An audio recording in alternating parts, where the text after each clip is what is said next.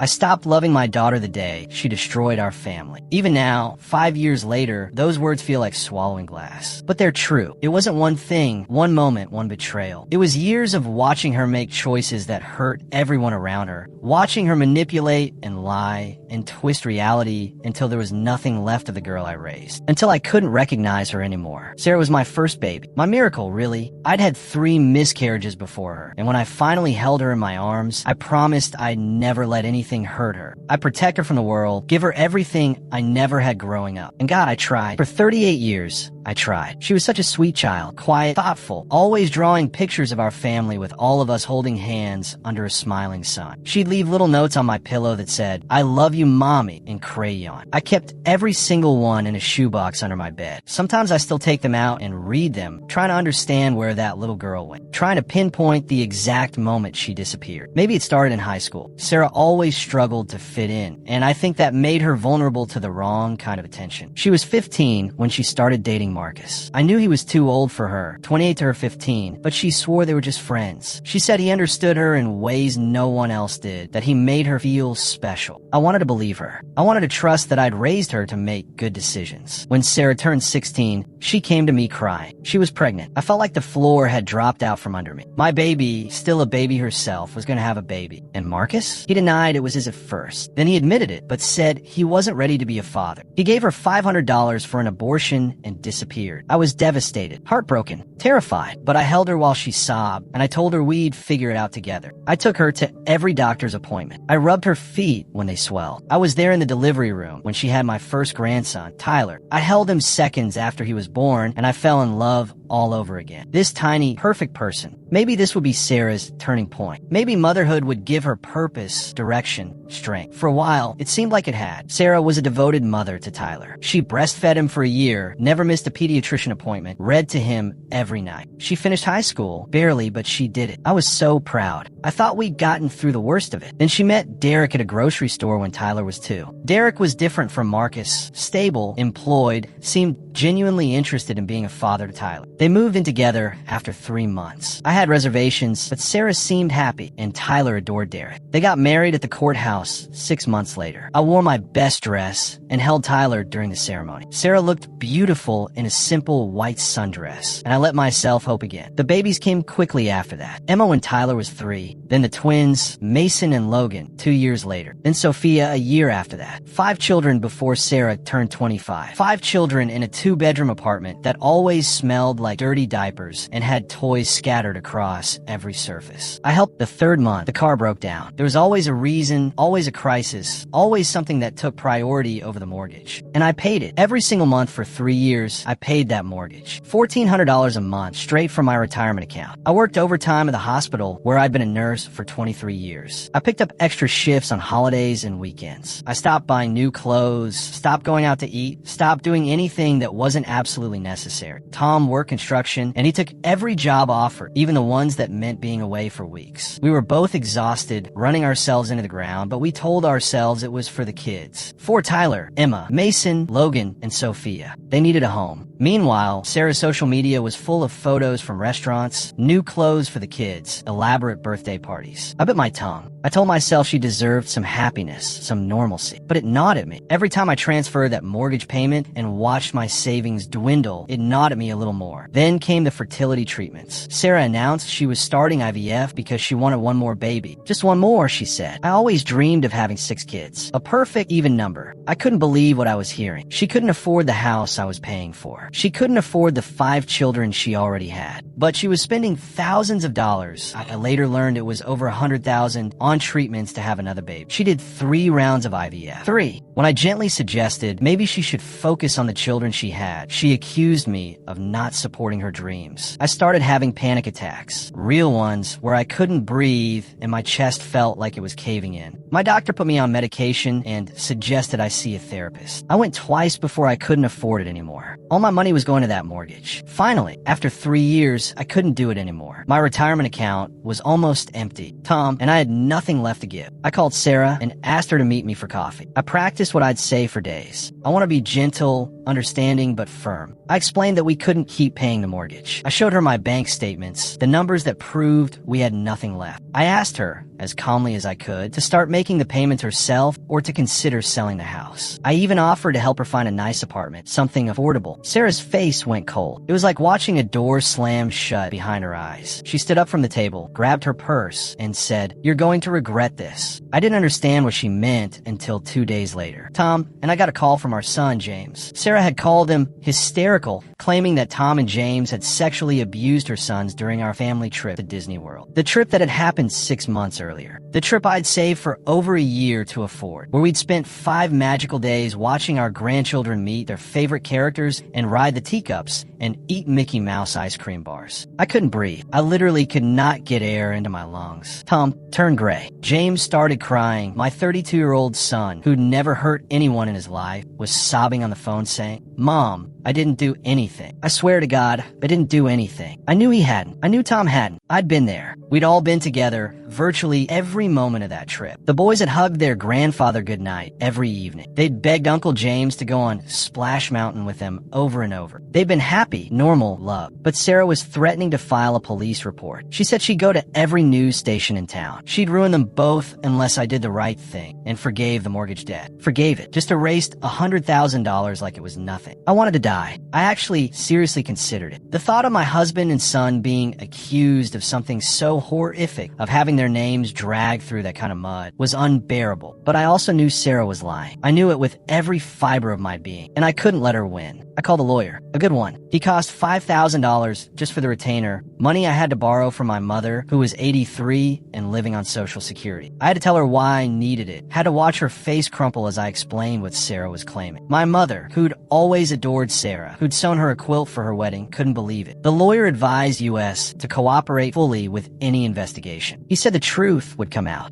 And Sarah just stood there, calm now, telling the dispatcher that her brother was dangerous, that he needed to be arrested. The police arrived within minutes. 2 officers. They asked James to step outside. They asked where his car was. And then, while we stood in the driveway in 20-degree weather, they searched his vehicle. They went through everything, the trunk under the seats, the glove compartment, the console. They checked the registration, ran his license, asked him questions about where he'd been, where he was going. They found nothing. An ice scraper, some old fast food napkins, a phone charger. That was it. One of the officers, a woman probably in her 40s, pulled me aside. She looked tired. Sad. She said, "Ma'am, I've been doing this job for 18 years. I've seen a lot of family situations, and I'm going to give you some advice you didn't ask for. Get a restraining order against your daughter. This isn't going to get better. It's only going to get worse." I nodded. I couldn't speak. I just nodded. We left. James was shaking so hard he couldn't drive. Tom drove his car home while I drove ours. When we got back to our house, we all sat in the living room in silence. The Christmas tree lights blinked on and off. Presents sat unopened underneath, and I realized I was done. Completely, irrevocably done. I changed the locks the next day. My hand shook as I turned the new key for the first time, knowing what it meant. Knowing I was locking out my own child, my grandchildren, but I couldn't do it anymore. I couldn't sacrifice Tom, who'd stood by me for 35 years. I couldn't sacrifice James, who'd only ever tried to help. I couldn't sacrifice myself anymore. Sarah called 63 times that week. She left voicemails that ranged from apologetic to enraged. She said I was choosing them over her. She said I was a terrible mother. She said I'd regret this. She said she'd never forgive me. She said she loved me. She said she hated me. I didn't answer. I couldn't, because if I heard her voice, I might break. I might let her back in. And I couldn't do that. Not anymore. Sometimes love isn't enough. That's what I've learned. Sometimes you love someone with every piece of your heart, and it still isn't enough to save them. It isn't enough to fix them. It isn't enough to make them into someone who won't destroy you. I had to choose between the daughter I'd carried in my body, nursed in my breast, rocked to sleep for years, and the family members who'd never betrayed me. Between the little girl who used to leave me crayon notes and the woman who'd weaponized my grandchildren against us. Between who Sarah used to be and who she'd become. I chose Tom. I chose James. I chose myself. It's been 5 years now. I haven't seen Sarah or my grandchildren in all that time. I don't know if Tyler ever got a job. I don't know if the twins are still identical or if they've started to look different as they've grown. I don't know if Sophia lost her lisp or if Emma still loves horses. I've missed birthdays and Christmases and first days of school. I've missed everything. Sometimes I look at those those crayon notes from the shoebox under my bed, and I cry until I can't breathe. I'm mourning the daughter I lost. I'm mourning the grandmother I should have been. I'm mourning the family we could have had, but I don't regret my choice. Some bridges need to burn to stop the fire from spreading. Some people, no matter how much you love them, will destroy you if you let them. And sometimes the bravest thing you can do is save yourself. Tom is sleeping again. James went back to work and recently got promoted. We're rebuilding our savings slowly. We're healing even more slowly. We're learning to live with the grief of losing someone who's still alive. That's the hardest part. Sarah isn't dead, but I've lost her just the same. She's out there somewhere, living her life, raising her children, maybe telling them I'm the villain in this story. Maybe she believes it herself. Maybe she's rewritten history in her mind until she's the victim and I'm the monster who abandoned her. I'll never know, and I've had to make peace with that. If you enjoyed this story, like and subscribe for more real-life experiences that remind us that family isn't always forever, and sometimes the hardest choice is the right one.